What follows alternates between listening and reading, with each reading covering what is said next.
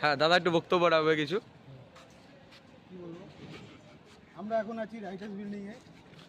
কালকে আমাদের writers building, কালকে আমাদের নতুন মুখ্যমন্ত্রী শপথ গ্রহণ করবে রাইটার্স বিল্ডিংয়ে।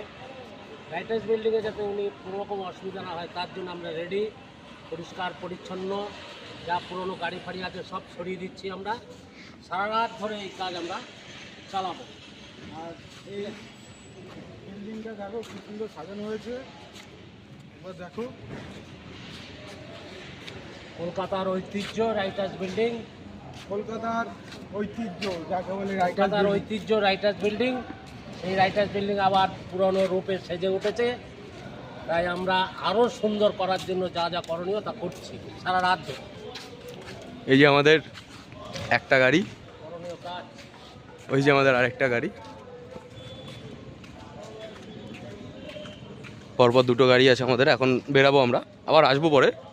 জয় শ্রীরাম, জয় শ্রীরাম, জয় শ্রীরাম। জয় শ্রীরাম।